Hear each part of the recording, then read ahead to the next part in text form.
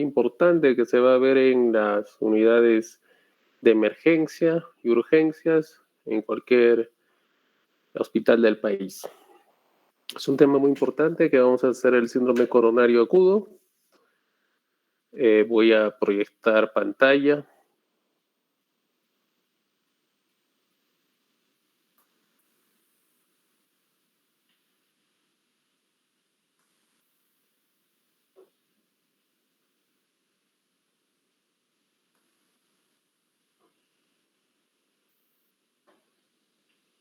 Bien, ¿se ve la pantalla?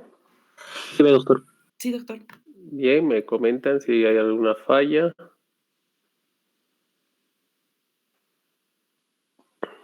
Bien.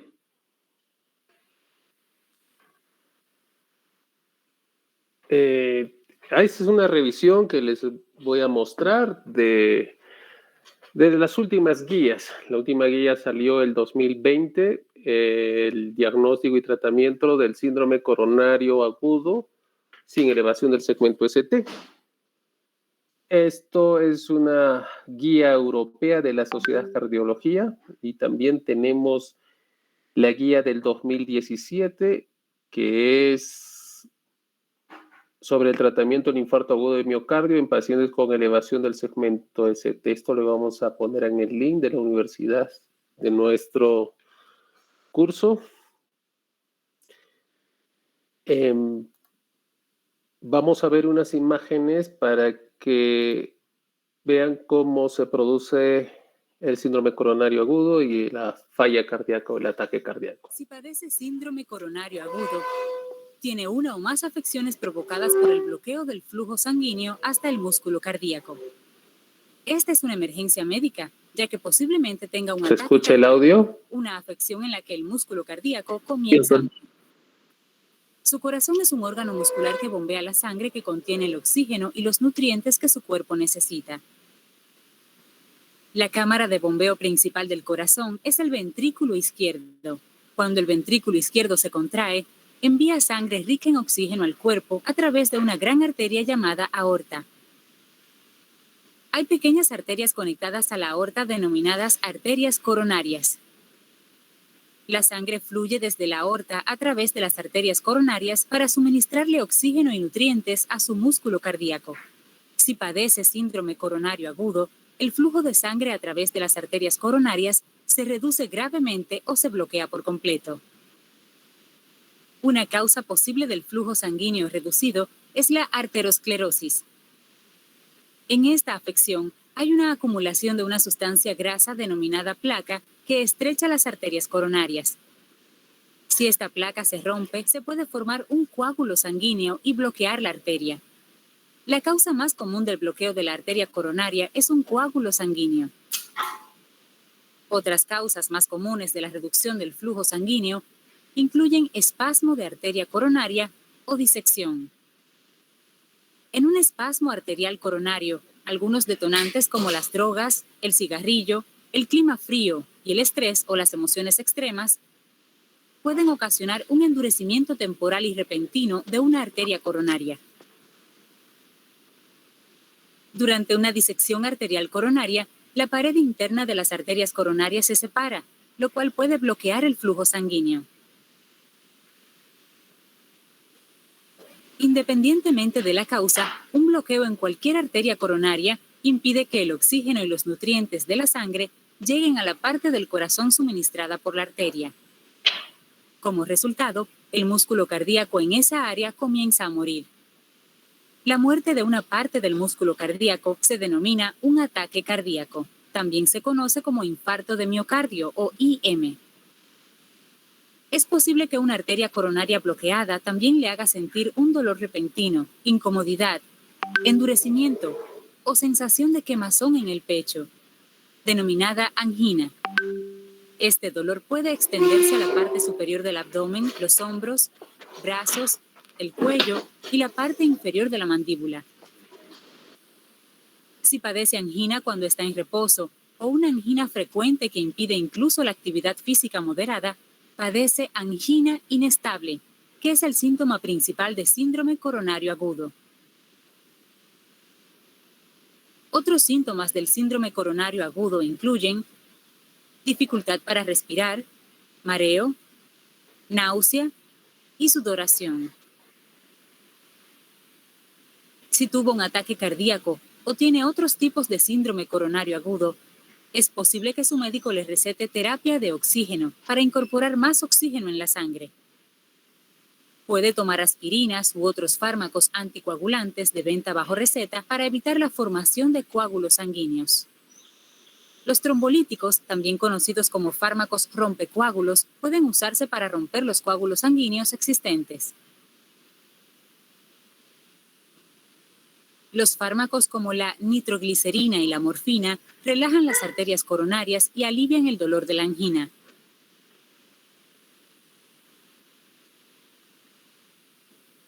Posiblemente también reciba fármacos llamados beta bloqueadores que ralentizan su corazón y reducen su necesidad de oxígeno.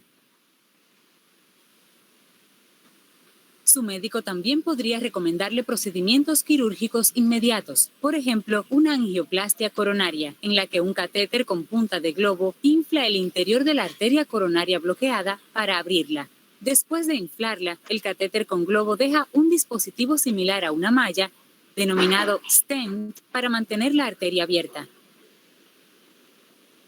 O posiblemente se le coloque un injerto de bypass de la arteria coronaria, o IVAC.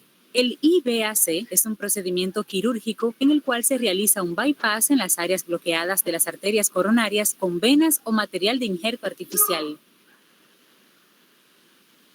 Si tiene síntomas de síndrome coronario agudo, busque tratamiento de inmediato.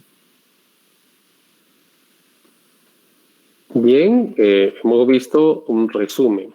Dentro de la nomenclatura de infarto agudo a miocardio o de síndrome coronario agudo, ha habido cambios. La primera definición de la Organización Mundial de la Salud fue en el año 1950. Y así ha habido una quinta definición en el 1970 también por la Organización Mundial de la Salud. Actualmente también ha habido varios cambios y varios conceptos hasta la cuarta definición del 2020, que es lo que nosotros vamos a hablar el día de hoy.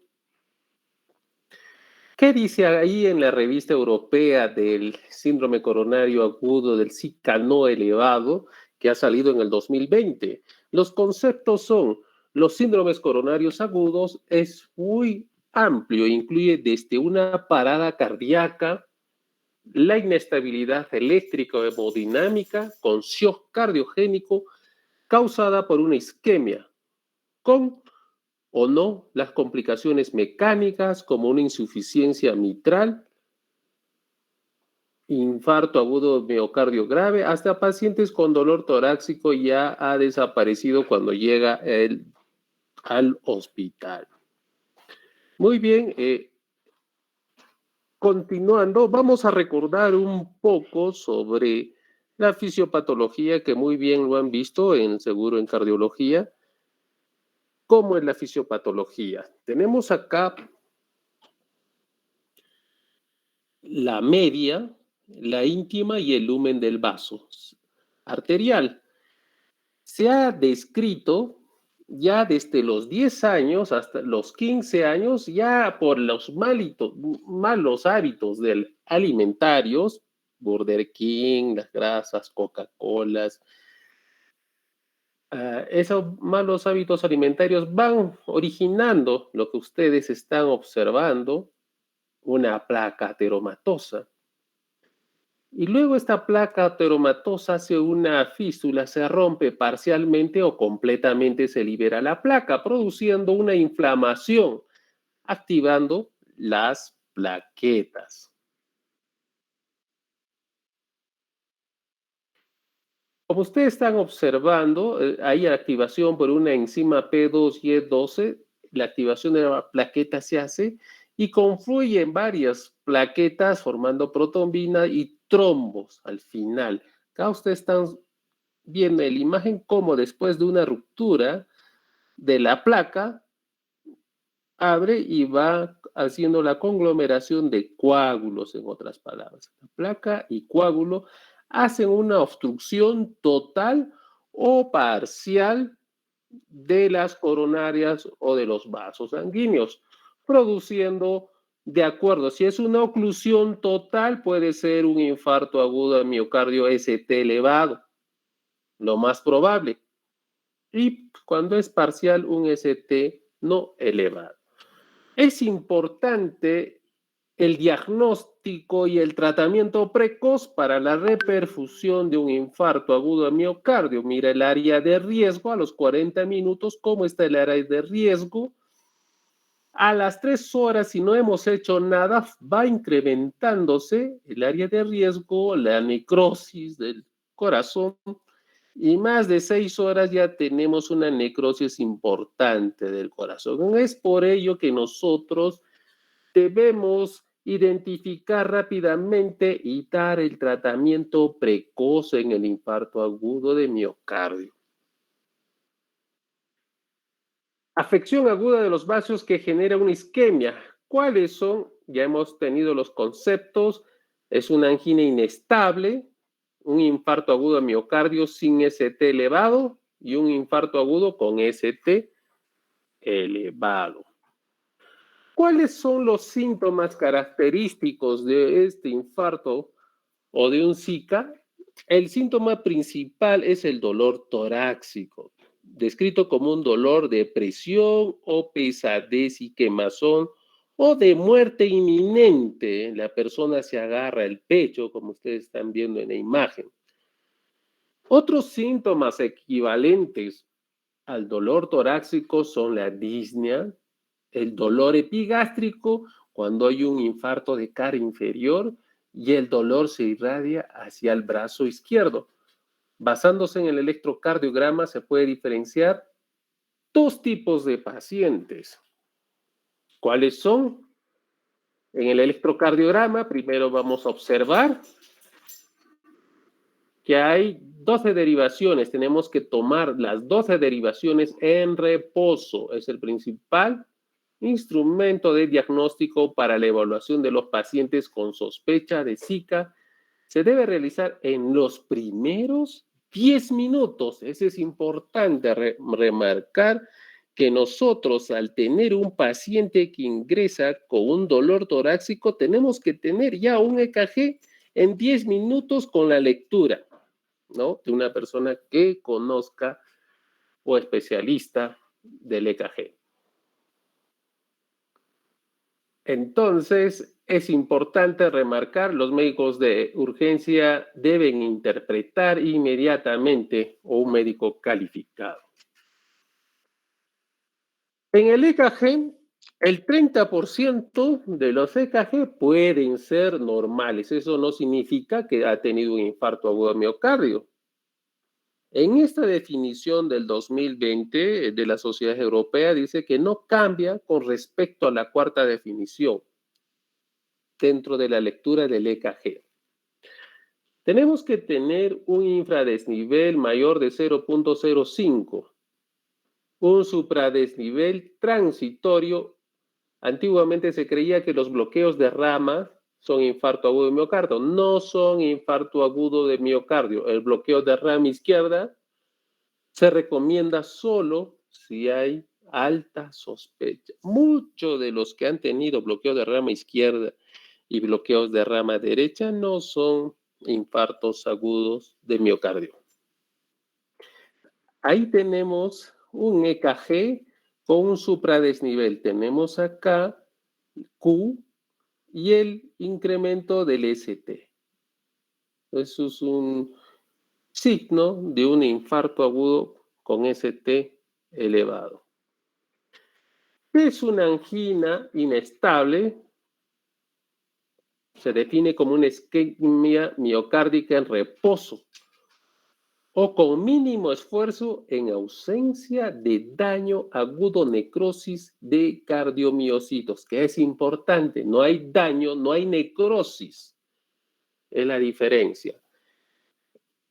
Entre los pacientes no seleccionados con sospecha de síndrome coronario sin ST, ingresados a los servicios de urgencias, que es importante la diferencia, la determinación con la troponina de alta sensibilidad.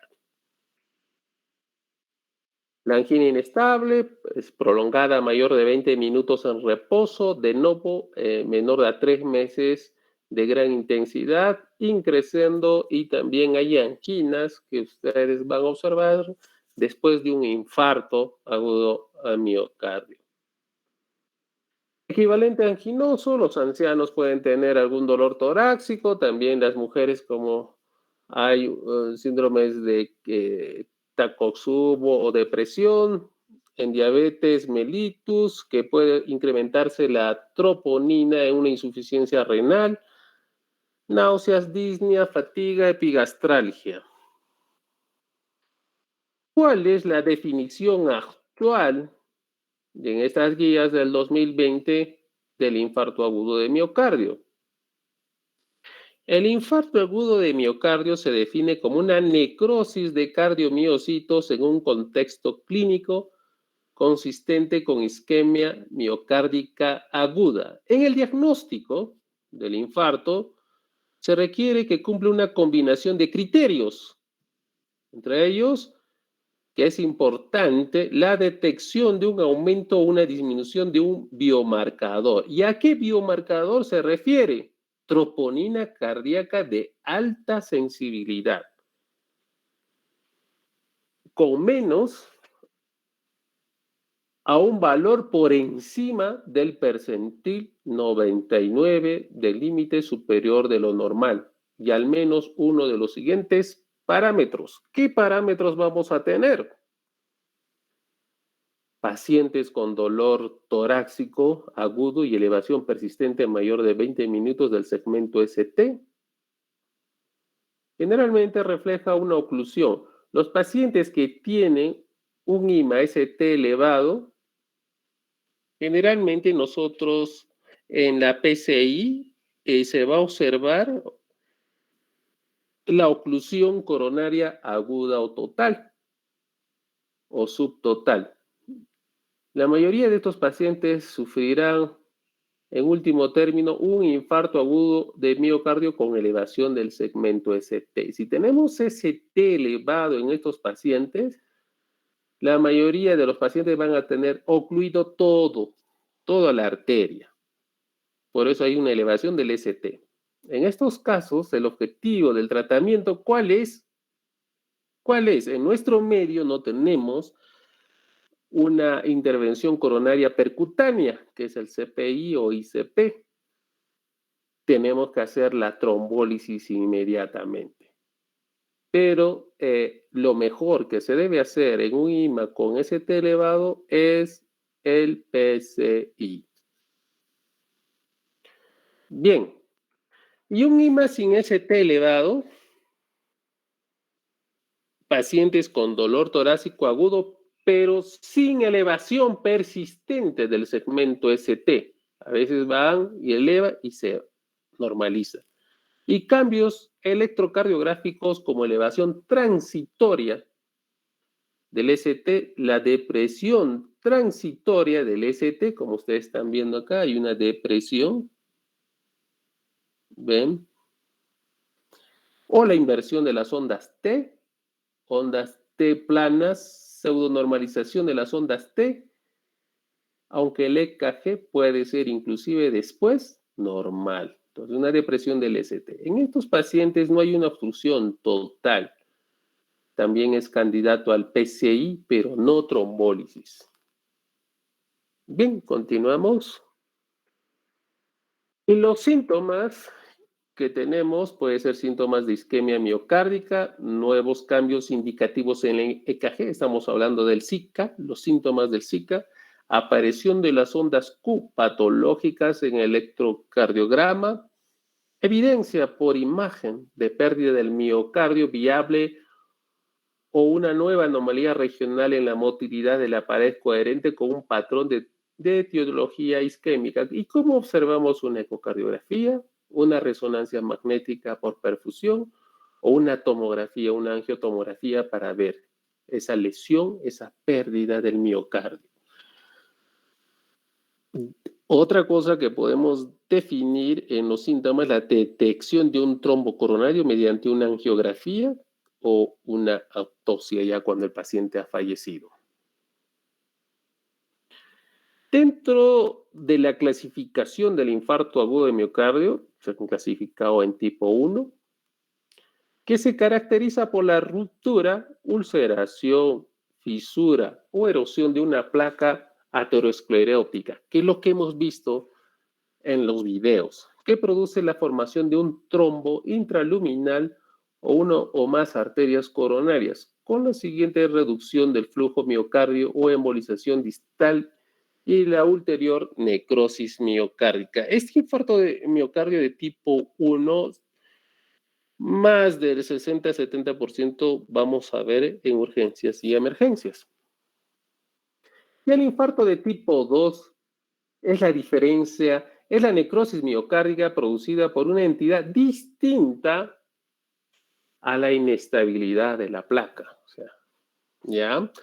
Que contribuye al desajuste y el aporte de la demanda de miocárdico de oxígeno. Entonces ahí puede haber un espasmo que dificulta que se oxigene bien el miocardio. Entre sus mecanismos se incluyen la hipotensión, cuando hay paciente en sepsis, nosotros vemos muchas veces infarto de tipo 2, la hipertensión, una crisis hipertensiva, también podemos ver en las taquiarritmias, las bradiarritmias, la anemia, la hipoxemia y por definición el espasmo arterial coronario, la disección arterial coronaria espontánea, la embolia coronaria y la disfunción microvascular. Bien, este es el infarto de tipo 2 y vamos a ver el infarto de miocardio de tipo 3. Se define como un infarto de miocardio con desenlace mortal. Estos pacientes al fallecer probablemente han hecho un infarto fatal. Es el infarto de miocardio de tipo 3. Cuando no se dispone de biomarcadores, sabemos que ha habido un dolor torácico, no se ha podido tomar los biomarcadores y ha sido un desenlace fatal, ha fallecido el paciente por un infarto agudo miocardio. Y los tipo 4 y 5 se relacionan a la intervención coronaria percutánea o a la cirugía de revascularización coronaria respectivamente. Esto ya son un tratamiento invasivo que puede producir un infarto 4 y 5. Acá vamos a observar en esta diapositiva lo que hemos mencionado. Tipo 1, ruptura, ulceración y erosión y disección. A la placa, el trombo, lo que más nosotros vamos a observar. Y el tipo 2 es el desbalance isquémico y el desequilibrio entre la oferta-demanda del oxígeno. Acá hay un espasmo coronario. Disminución del lumen. Y el tipo 3, como hemos comentado, muerte cardíaca con síntomas sugestivos a la isquemia miocárdica que no hemos podido sacar troponinas y es una muerte súbita. Dentro de los tipos 4 hay una subdivisión que es A, relacionado a la intervención coronaria percutánea, y hay un incremento de las troponinas de alta sensibilidad 5 veces arriba del percentil 99.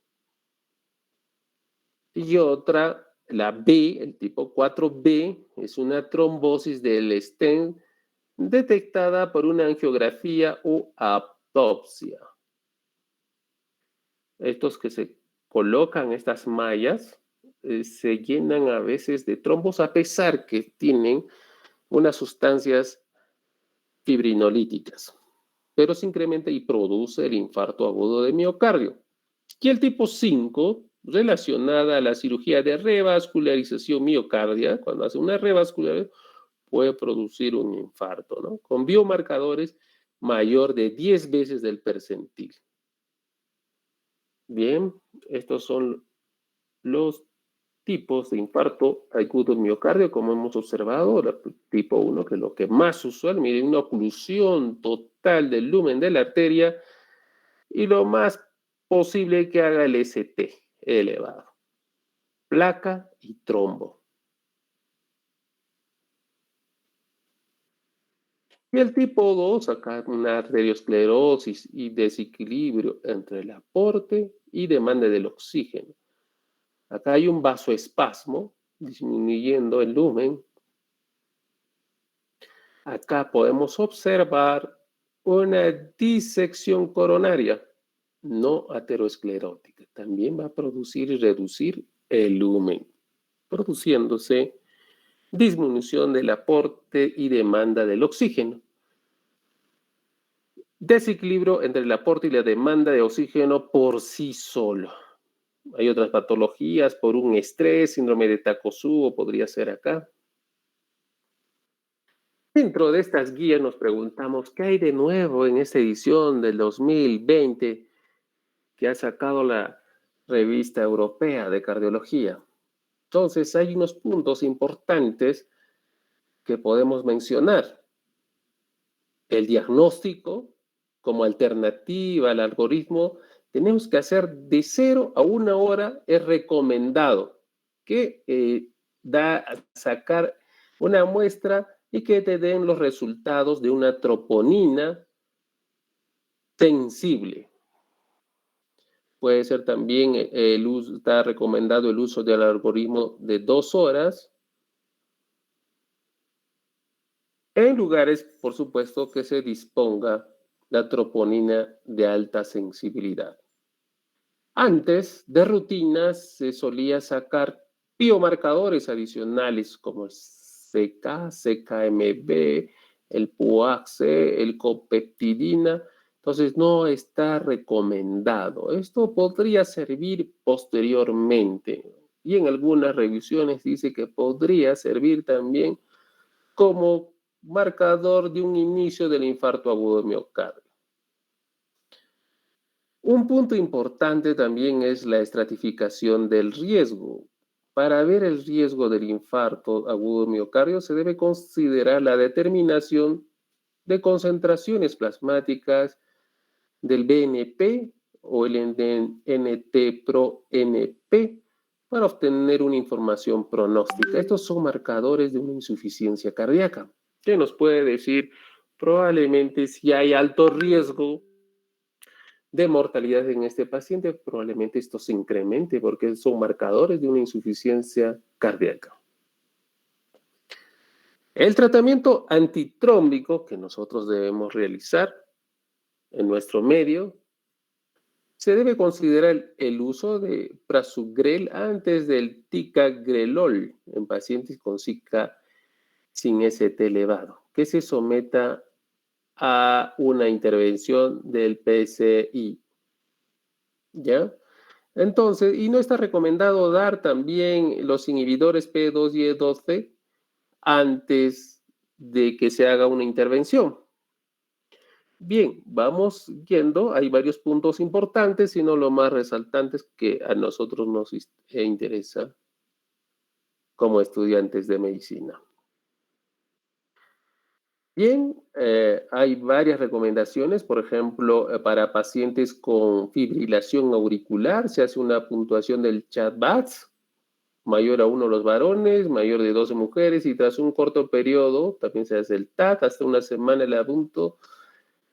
Esta es una estrategia de dar algunas terapias con una antiagregación o doble antiagregante, ¿no? Esto vamos a ver después. Y tratamiento invasivo. Es importante saber esto. Está recomendada una estrategia invasiva, lo que estamos hablando del PCI, en las primeras 24 horas. Es importante. En nuestro medio, a veces nosotros evacuamos a los pacientes del Seguro Social, por ejemplo, de un infarto que ha sido trombolizado, y ese paciente tiene la necesidad de hacer una invasión coronografía percutánea, una intervención. Entonces, lo mandamos al IME inmediatamente para que le hagan una invasión, ¿no? Entonces se hace el diagnóstico, el criterio de alto riesgo, dice diagnóstico de infarto agudo de miocardio ST, cambios dinámicos y contiguos y presumiblemente nuevos en el segmento ST, elevación transitoria del segmento ST y puntuación de Grace mayor de 140. Esta puntuación de Grace ya ha sido superior al TIMI porque se ha visto que puede ayudarnos esta puntuación, que son frecuencia cardíaca, presión arterial, alguna trombólisis, que van a hacer un score de mayor de 140, nos dice que sí es posible un tratamiento invasivo. Bien, vamos a ver algunos cambios más. ¿Qué hay de cambios en el diagnóstico? Del 2015 ha variado al 2020. ¿Qué dice? En el 2020 se debe considerar un protocolo rápido de toma de muestras de 0 y 2 horas y 3 horas. Acá es para confirmar o descartar el diagnóstico. Como vamos a ver algún algoritmo que es importante.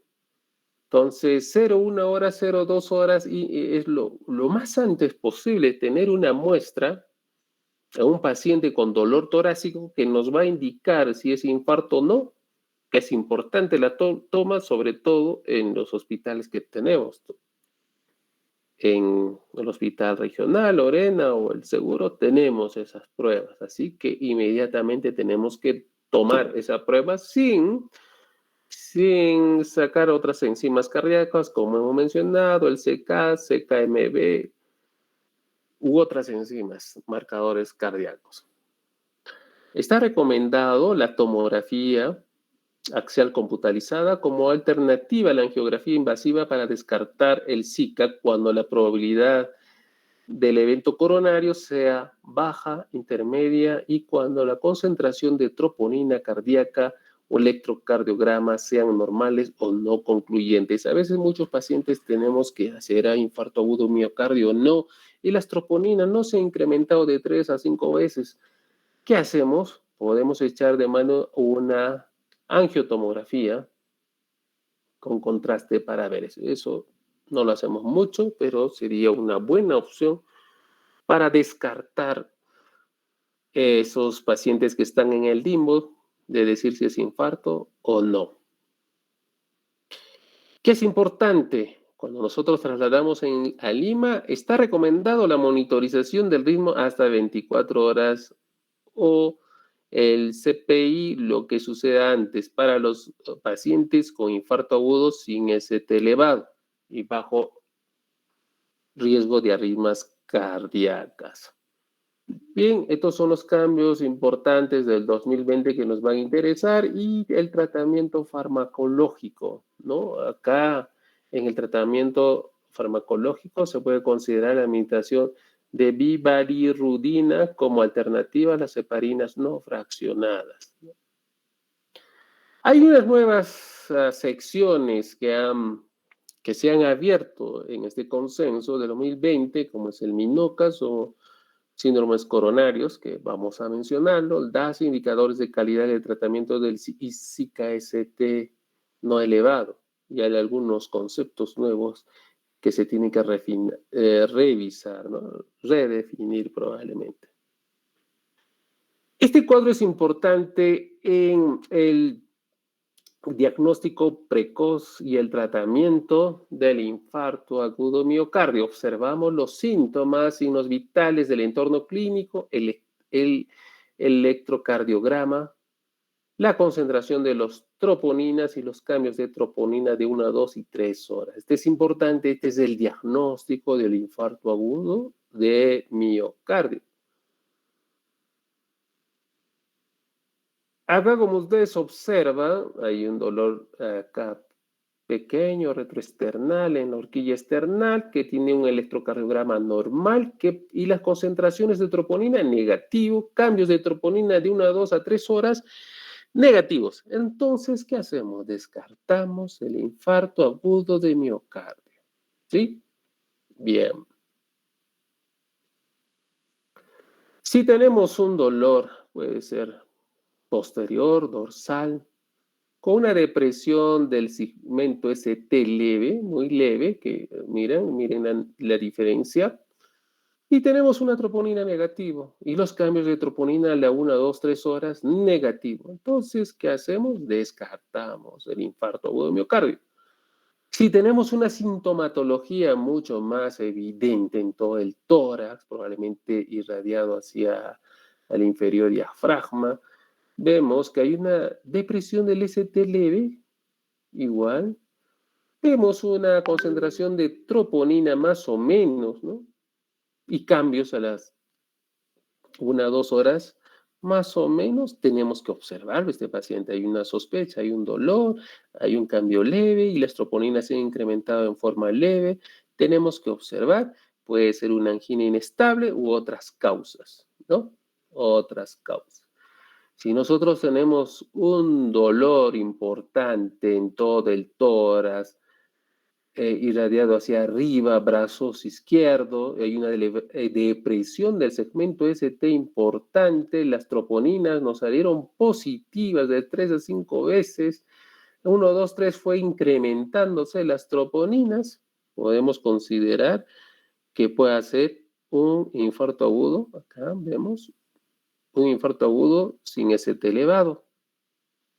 Y si tenemos un shock cardiogénico, probablemente un dolor importante con shock, con signos hemodinámicos de hipoperfusión, y tenemos en el EKG una elevación del ST, probablemente una obstrucción total de las coronarias, tenemos positivo, incremento de las troponinas.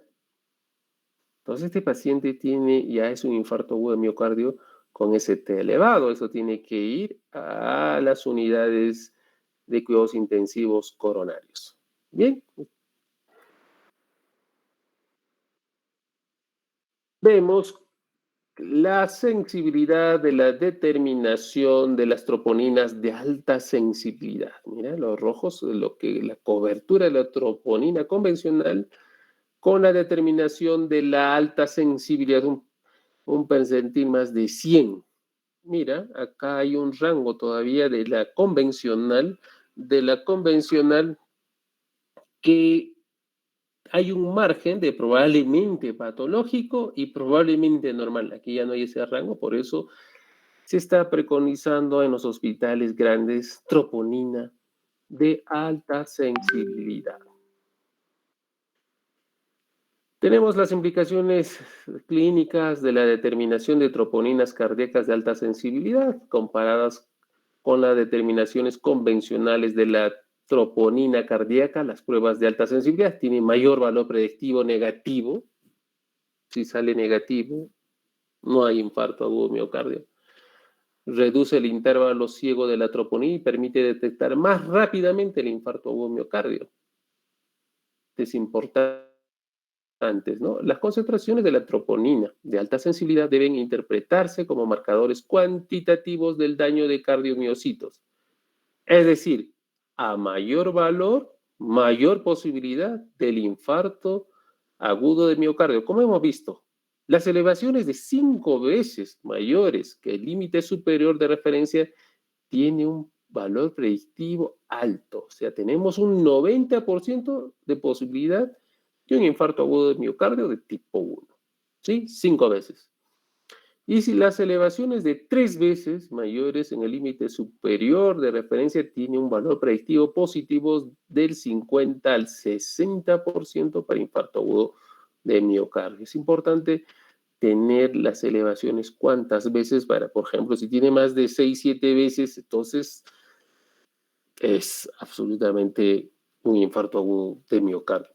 La caída o la súbita subida de las concentraciones de troponina cardíaca diferencian el daño miocardiocitario agudo, como el infarto agudo de miocardio, del crónico. Cuanto más es pronunciado es el cambio, mayor es la posibilidad de un infarto agudo miocardio. Es importante para la diferenciación de un paciente agudo o crónico.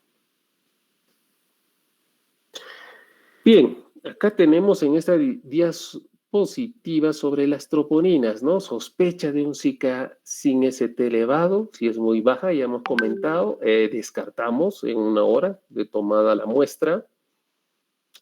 En otra, cuando estamos dudosos, tenemos que observar. Podemos realizar otra troponina de alta sensibilidad a las 3 horas, ¿no? Para ver. Tenemos que estar en planta, ver, evaluarlo. Y si es alta, en 1 hora al momento del ingreso le topamos la troponina de alta sensibilidad, es una confirmación de un infarto, tiene que ir a las unidades de cuidados críticos coronarios, y lo cual se tiene que realizar una angiografía y una ecocardiografía, ¿no? Para determinar la obstrucción de las coronarias.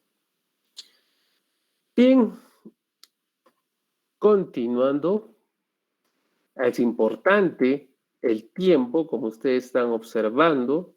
Acá tiene la población, acá está el tiempo de 1, 2, 3, 4 horas.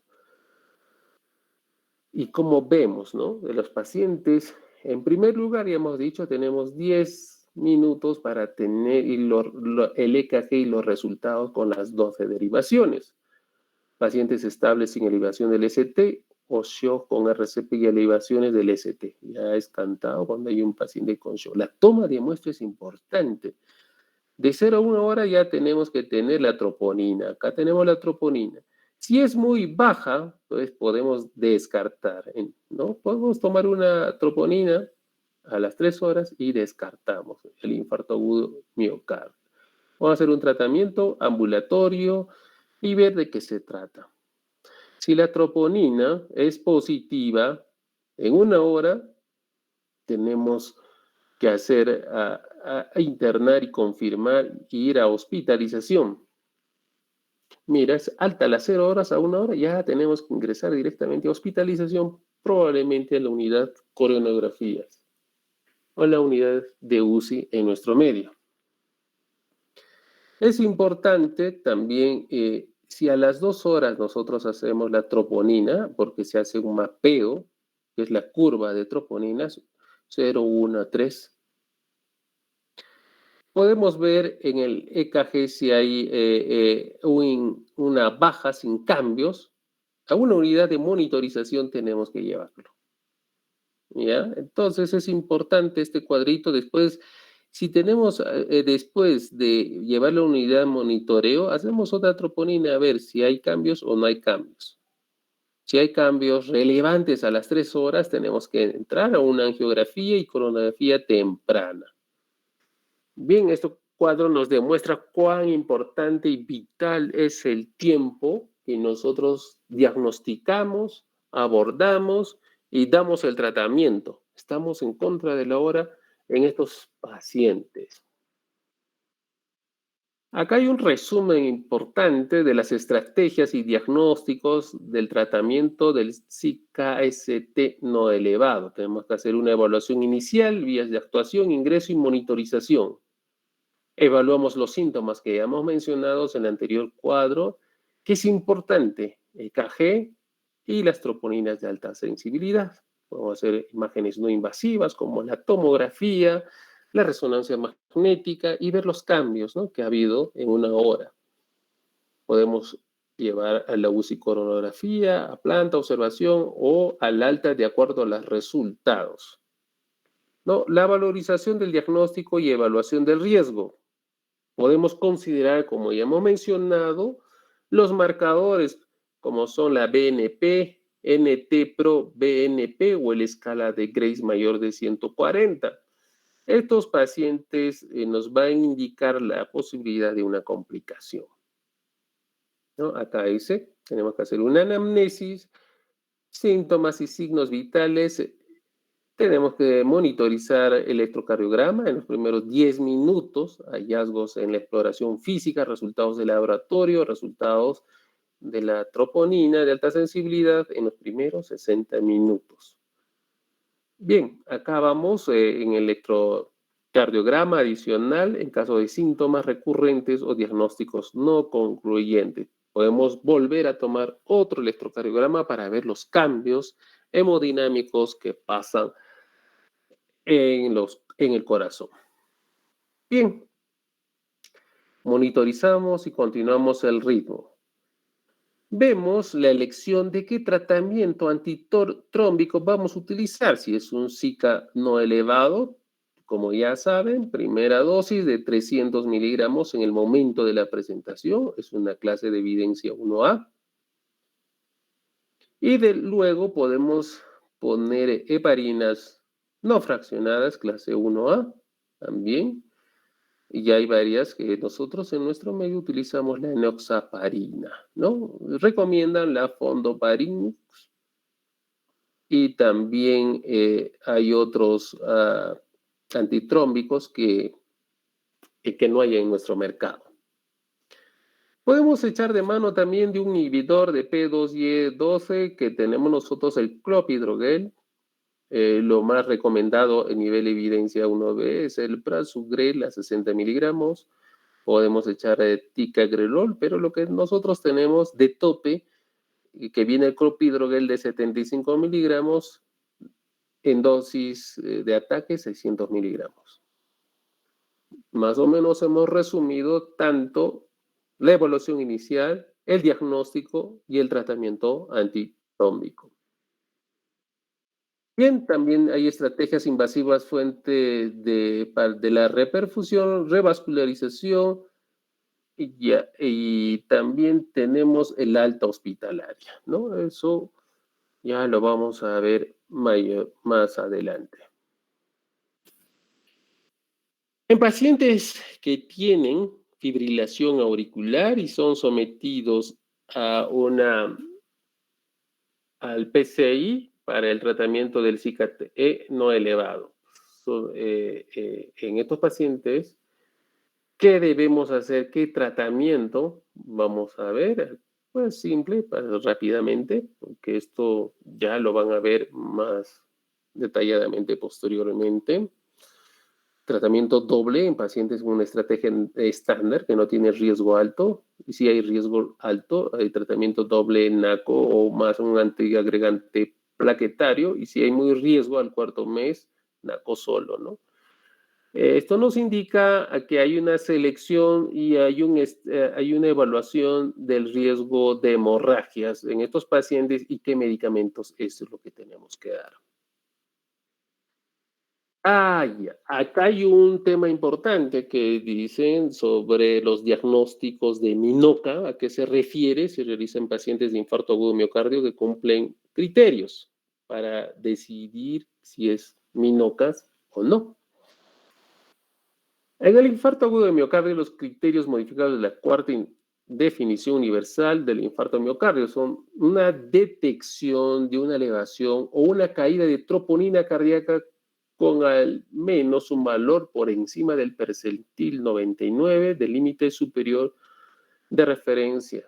Evidencia clínica de un infarto corroborado por los siguientes síntomas de isquemia miocárdica. Hemos tenido pues los síntomas de dolor precordial, nuevos cambios isquémicos electrocardiogrados, probablemente de repente un ST elevado y ya cambió y bajó el ST, desarrollo de las ondas Q patológicas que se puedan observar en el EKG, evidencia detectada por imagen, una nueva pérdida de miocardiocitos que podemos ser visualizados, ¿no? en la motilidad de la pared con un ecocardiograma. También podemos tener las arterias coronarias no obstruidas en la angiografía y ausencia de un diagnóstico alternativo de presencia clínica. Entonces, en resumen, estos pacientes que no han tenido una obstrucción de las coronarias y han tenido toda la sintomatología de un infarto agudo de miocardio, lo catalogan como un diagnóstico de un MINOCA. Bien, ese es en cuanto al infarto agudo de miocardio sin ST elevado. Y vamos a ver ahora un resumen de lo que hemos hecho, de las guías del 2017, que no ha habido cambios de la Sociedad Europea sobre el tratamiento de infarto agudo de miocardio en pacientes con elevación del segmento ST. También de la revista publicada de 2018 de la cuarta definición universal del infarto de miocardio con elevación del ST.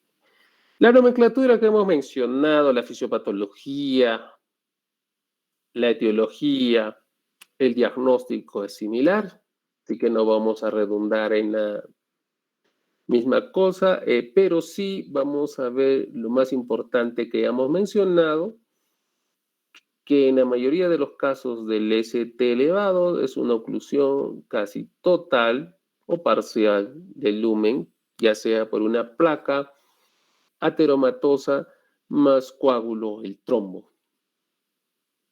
Dentro de ello, ya hemos comentado de las definiciones universales de daño miocardio, de infarto miocardio, los criterios de daño miocardio. Se debe usar el término de daño miocardio cuando hay evidencia de valores, dan mucho valor a la troponina de alta sensibilidad, ¿no? Con al menos un valor por encima del percentil 99.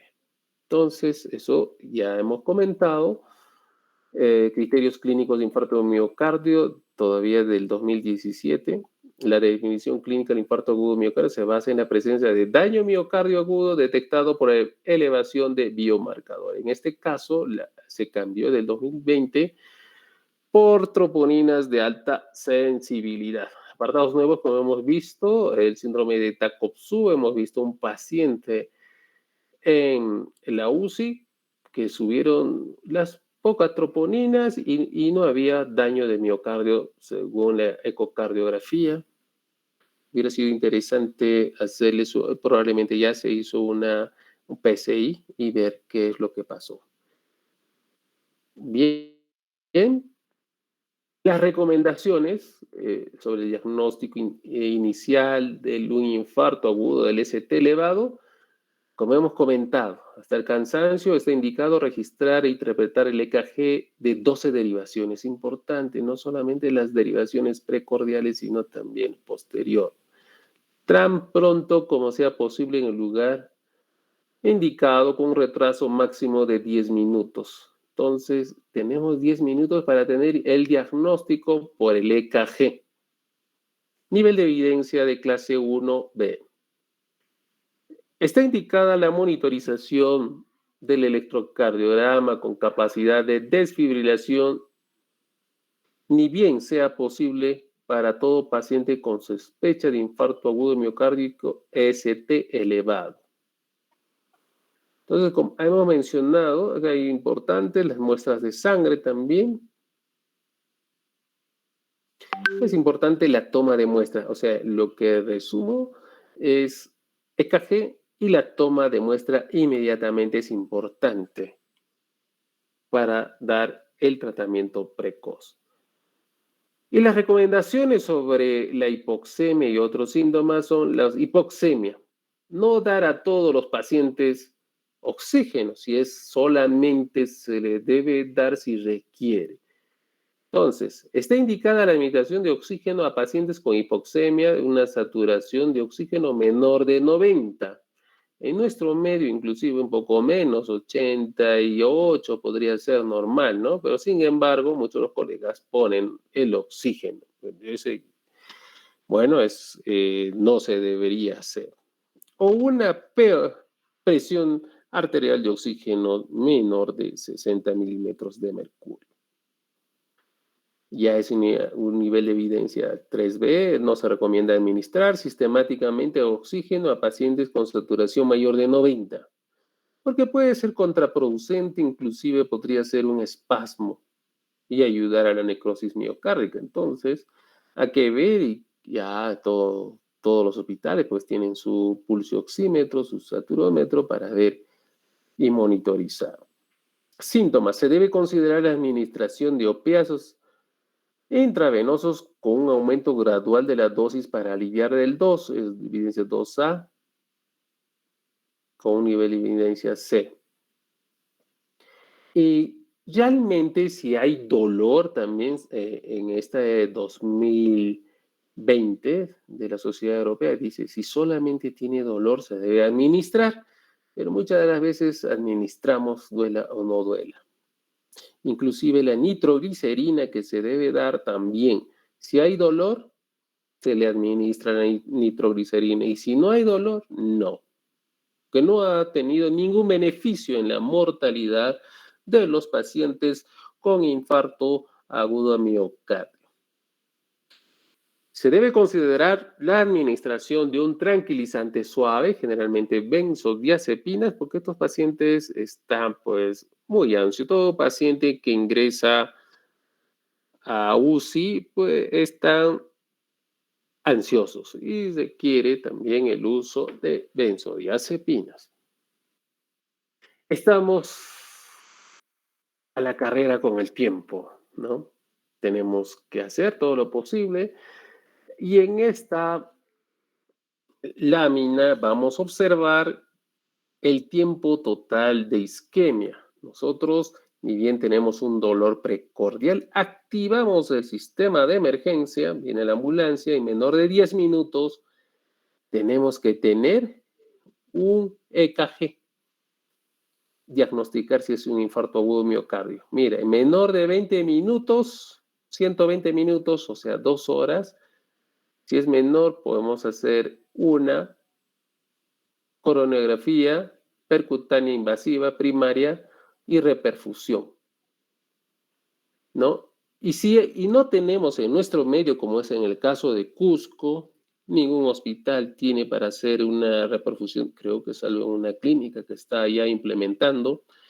Si vamos a demorar mayor de 2 horas, tenemos que hacer inmediatamente la fibrinólisis, reperfusión de bolos de fibrinolíticos, ¿no?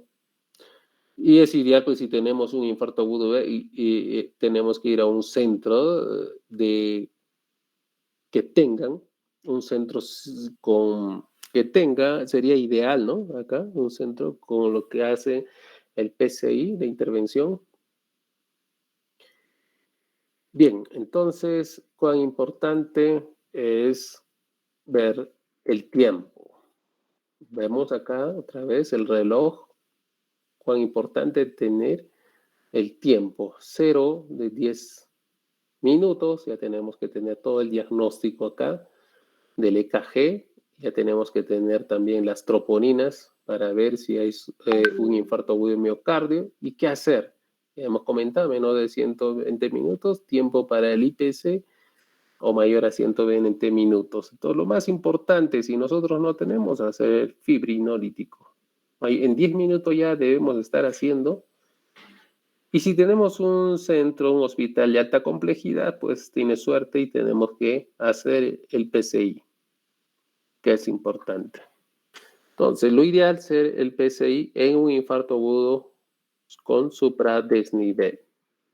Vamos a resumir los tiempos que hemos observado. Tiempo máximo desde el reconocimiento del paciente con infarto agudo miocardio hasta el electrocardiograma, menor a 10 minutos. Ya tenemos que tener todo esto. Máxima demora previsita entre el diagnóstico de infarto agudo con ST elevado y la PCI, paso de guía, para escoger una estrategia de PCI primaria o fibrinólisis. En nuestro medio, fibrinólisis, menor de 120 minutos. El otro punto es máxima demora entre el diagnóstico de un infarto agudo con ST elevado y el paso de la guía en el paciente que presente un centro de PCI menor de 60 minutos. ¿Cuánto debe demorar? Máxima demora entre el diagnóstico del ST elevado y el paso de la guía de pacientes trasladados. En menor de 20 minutos, si no tenemos un PCI, tenemos que trasladar a un hospital de alta complejidad que lo tenga. En nuestro medio, como hemos comentado, fibrinólisis. Bien, así, y también máxima demora desde el diagnóstico del infarto agudo miocardio del supradesnivel hasta la administración del bolo o infusión de fibrinólisis en pacientes que no pueden cumplir los plazos indicados para PCI. Entonces, en menor de 10 minutos nosotros tenemos que hacer, una vez obtenido ya nuestra OKG y nuestras troponinas, inmediatamente empezar el tratamiento. Inclusive otros dicen, si el EKG está elevado, hay dolor precordial, inmediatamente empecemos la fibrinólisis, después llegarán las troponinas, que probablemente estén incrementado en la mayoría de los casos. Máxima demora desde el inicio de la fibrinólisis hasta la evaluación de su efecto, éxito o fracaso, de entre 60 a 90 minutos. Máxima demora desde el inicio de la fibrinólisis hasta la angiografía si la fibrinólisis fue eficaz. Tenemos 24 horas, ¿no? Después de la fibrinólisis que hemos realizado, 24 horas para trasladarlo al paciente, en este caso a la ciudad de Lima, para que le hagan una intervención del PSI. Bien.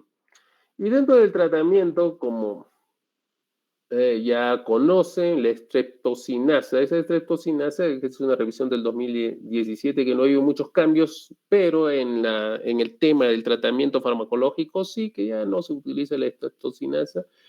La que sí utilizamos nosotros en nuestro medio es la teplasa, que se da bolo de 15 miligramos y después de 0.5 miligramos kilogramo peso durante 60 minutos.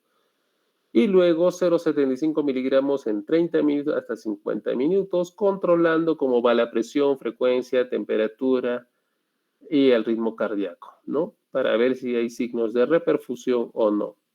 Hay otras que son la reteplasa, que no lo tenemos, la tesmeplasa, y la dosis de tratamiento combinado, como ya hemos mencionado, la dosis inicial de la aspirina es 300 miligramos. ¿Sí? Cuando hay una sospecha, yo sugiero que ni bien ustedes tengan un paciente con toda la sintomatología del dolor precordial, si van a trasladarlo, demoran y van a darle ya su aspirina, ¿no? De 300 miligramos. Y luego ya en el hospital viendo, van a darle su clopidogrel, 300 miligramos oral, seguida de mantenimiento de 75 miligramos día.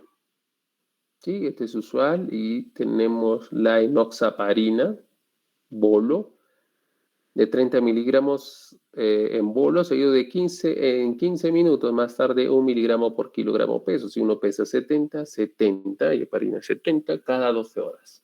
¿Sí? Y heparina no fraccionada también. Y hay otras que se pueden utilizar como anticoagulante. Bien, y siempre tenemos que saber si vamos a entrar en la fibrinólisis de un paciente con SICA-ST elevado, tenemos que saber cuáles son las contraindicaciones. En estas contraindicaciones puedan ser absolutas y relativas. Y dentro de las absolutas, preguntamos al paciente si ha tenido una hemorragia intracerebral previa o un accidente cerebrovascular de origen desconocido. Entonces, en este paciente no se puede hacer el tratamiento fibrinolítico. Podría ir a un PCI, probablemente, un ACV isquémico en los 6 meses precedentes también, y si es extenso, también no se puede realizar la fibrinólisis. Daño del sistema nervioso central o neoplasias o malformación arteriovenosa. Muchos de los pacientes tienen malformación en el hígado o en otras partes que no están contraindicados el tratamiento con fibrinolíticos. Traumatismo, cirugía, lesión craneal importante y reciente en el mes anterior. Probablemente hay riesgo-beneficio, evaluar al paciente si hay después de 2 o 3 meses, sí se puede hacer la fibrinólisis, hemorragia gastrointestinal en el último mes, trastornos hemorrágicos conocidos,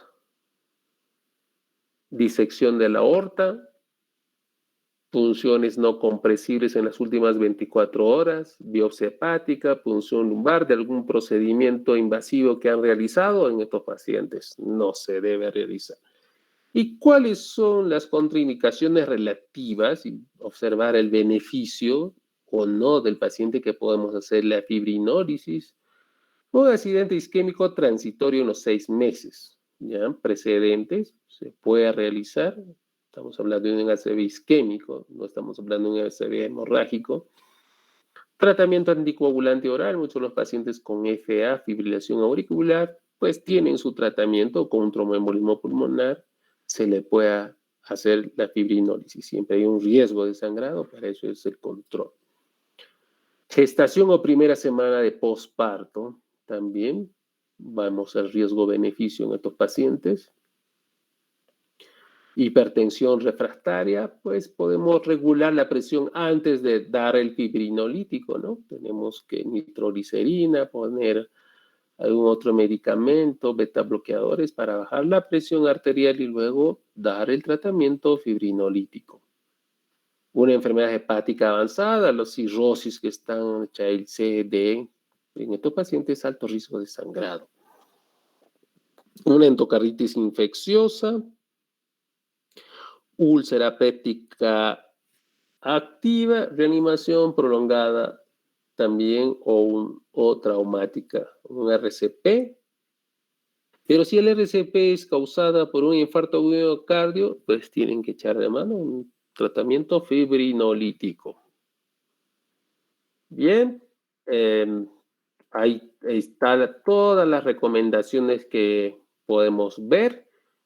Vamos a resumir un poco recomendaciones de los bloqueadores beta. Está indicado en el tratamiento oral con bloqueadores beta para pacientes con insuficiencia cardíaca. Es importante que la fracción de eyección es menor al 40%, siempre que no haya contraindicaciones. ¿Y cuáles son las contraindicaciones en estos pacientes? Pues que no tengan insuficiencia cardíaca aguda, ¿no?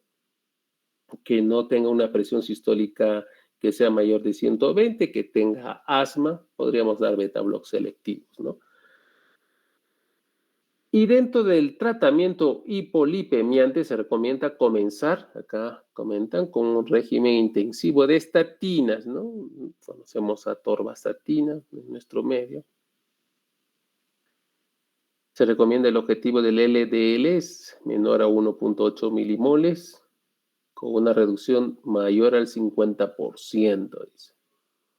Se recomienda determinar el perfil lipídico todos los pacientes, sí, esta es una norma, todos los pacientes que ingresan a cuidados intensivos o a cuidados coronarios tenemos que saber cómo está el perfil lipídico del paciente y de acuerdo a eso le dan su hipolipemiante como protector antiinflamatorio y para bajar también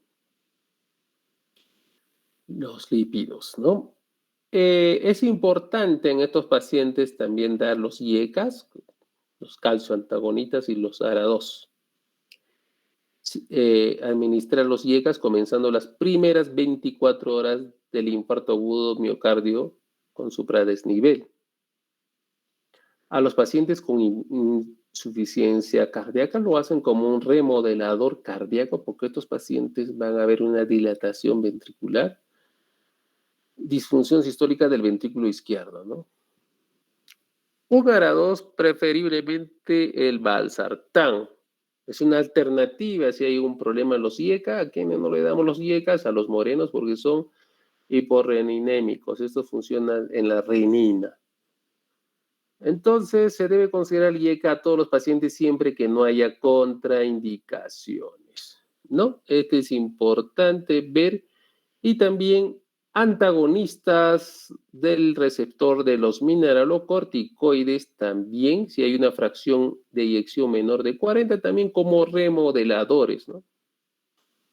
Que es importante, que son los diuréticos, la hidroclorotiazida y también estos que van a ayudar a la remodelación, espironolactona. Bien, vamos a ver un video más para ver cómo es el PCI, cómo se realiza el PCI.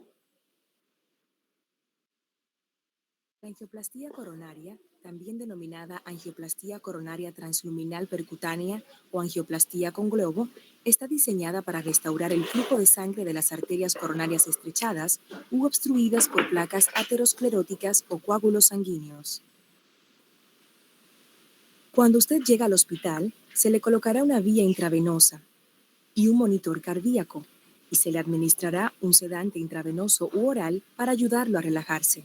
La mayoría de los procedimientos de angioplastía coronaria duran entre 30 minutos y 3 horas. El médico anestesia la piel en la zona de la ingle e inserta una aguja en la arteria femoral. Una vez que se coloca la aguja, se pasa un conductor a través de ella y se lo guía cuidadosamente por el sistema arterial hasta el corazón. La aguja se retirará y se reemplazará por un tubo flexible pequeño denominado vaina, permitiendo el acceso a la arteria femoral. En este momento se le administrará un diluyente de la sangre para reducir el riesgo de formación de coágulos sanguíneos. Luego, un catéter flexible y blando se desliza sobre el conductor a través de la vaina y se dirige hacia el corazón. El procedimiento se monitorea utilizando un dispositivo que proyecta imágenes continuas de rayos X llamado fluoroscopio. Es posible que sienta presión mientras el conductor y la vaina se insertan por la ingle y se empujan por la arteria, pero no sentirá ese movimiento dentro de las arterias. En este punto, el médico retirará el conductor guía, posicionará la punta del catéter dentro de la arteria coronaria que se va a tratar e inyectará un tinte especial. Este tinte le permite al fluoroscopio tomar imágenes de rayos X, denominadas angiogramas del interior de las arterias. Las obstrucciones se identificarán claramente a medida que las arterias se llenen de tinte. Cuando se inyecta el tinte, puede sentirse acalorado o con un poco de náuseas. Una vez que se identifica la obstrucción, el médico insertará un conductor guía flexible en la arteria y avanzará un catéter que lleva un pequeño globo en la punta, pasándolo por encima del conductor guía hasta posicionarlo en la zona de la obstrucción. Al inflar y desinflar rápidamente el pequeño globo, se empuja hacia afuera la pared del vaso sanguíneo, restableciendo el flujo de sangre de la arteria. Es posible que sienta dolor en el pecho mientras esto sucede. El mismo procedimiento se repite para cada bloqueo tratado. Luego, el médico retirará el globo desinflado y el catéter de las arterias.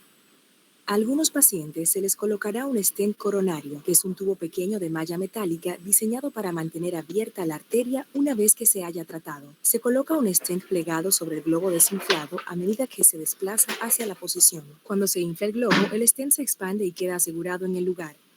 Después de retirar el globo y el catéter, el stent permanece como soporte para mantener abierta la arteria de forma permanente.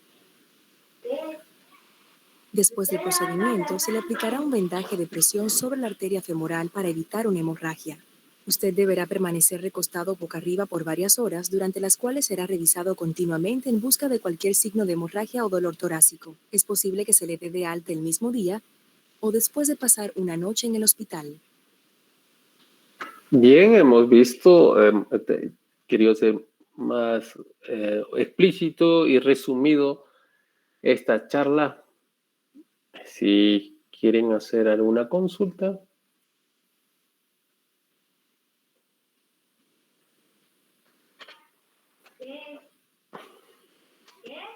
Bien, todas estas informaciones lo voy a colgar en el link para que ustedes puedan estudiar.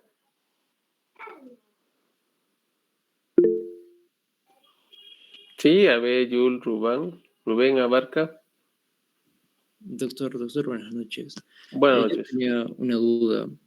Por ejemplo, en un paciente que, como hemos visto, hay contraindicaciones absolutas, ¿no? Entonces, en un paciente con una contraindicación absoluta, dijo que una de las alternativas, al menos para una fibrinólisis, una de las alternativas era hacerle un PCI.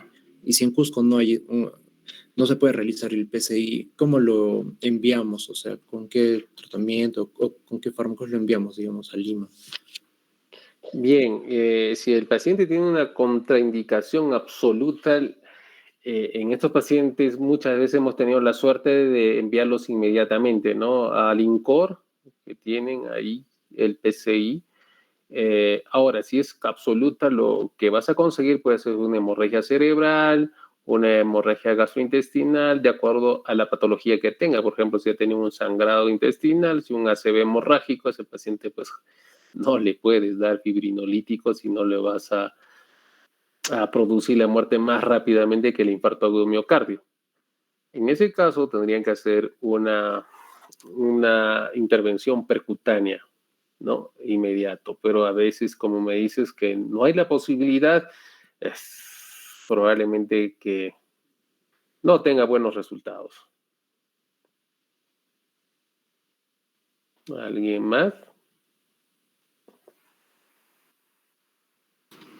Doctor, sí. Usted mencionó que Claro. se debería recomendar, es muy recomendable tomar el electrocardiograma en los primeros 10 minutos. Mi duda es, ¿qué se puede ver en el electrocardiograma diferente y qué no se podría ver, o sea, después de estos 10 minutos pasados? Bien, el tiempo que nosotros decimos de 10 minutos es importante. Tenemos un EKG y la lectura del electrocardiograma. Y hemos mencionado que también tenemos una hora para tener los resultados de la troponina.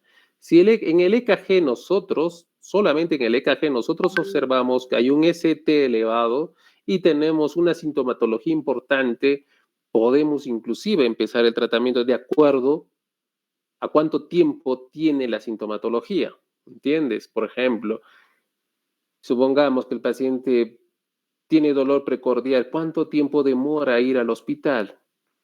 Si ha demorado, entonces estamos en contra del tiempo. Supongamos que uno después de cambiarse bien y diagnosticar si le dolía bien o no, y estaba en dudas de ir al hospital, pasa una hora, y si es un sitio más lejano, pasará 2 o 3 horas. Por eso es importante, cuanto ustedes más rápido tengan el EKG y las troponinas, ustedes van a intervenir, ¿qué haciendo en nuestro medio? Trombólisis, ¿no? Es importante. O si no, toda la terapia, si es un Zika no elevado, toda la terapia y mandarlo a Lima, ¿no? Que eso sería lo ideal. Pero creo que están abriendo una de las clínicas, un PCI, sería ideal inmediatamente. Cuanto más temprano se da el tratamiento, mayor chance de sobrevida, mayor es el tiempo de perfusión del corazón y no haya mucha necrosis, ¿no? Que no haya muerte. Es importante que no haya muerte de los cardiomiocitos. Cuanto más tiempo, ya sea en el estrógeno, ya sea en el ACV, en la fibrinólisis o en el PCI, el tiempo es nuestro enemigo que rápidamente tenemos que hacer. Entonces, me dices del EKG, tenemos que, con el ST elevado que nosotros vemos en EKG y la sintomatología, ya podemos darnos ya el tratamiento. A veces las troponinas nos duran pues una hora, ¿no? Y a veces ya está empezando el tratamiento B y ya está elevado. Gracias, doctor. Sí. Doctor, una pregunta. Con respecto al cateterismo cardíaco, para el ingreso, ¿no?, de las vías o del catéter hacia las arterias coronarias, se ve que ingresan, ¿no?, algunas veces por la arteria femoral y algunas veces también por la arteria radial. ¿En qué estarían indicados, por ejemplo, el ingreso por la arteria radial y cuáles serían también las indicaciones por la arteria femoral? Eso ya lo va a determinar el cardiólogo intervencionista, porque no todos hacen eso, son cardiólogos intervencionistas, más sobre la comodidad y la pericia que tienen. Es como decirme, doctor, ¿qué le gusta poner? Catéter venoso central supraclavicular, infraclavicular, o femoral. Entonces, algunas pueden tener algunas ventajas y otras no, ¿no? Eso va a depender, por ejemplo, en un catéter venoso central, más infección de repente en la infraclavicular, que se ha demostrado, menos complicaciones a nivel de la supraclavicular. Bueno, más o menos ese es el tema. Pero lo más común es la femoral y muchos de los pacientes también hacen, pues, miembros superiores, ¿no? La radial. ¿Alguna inquietud?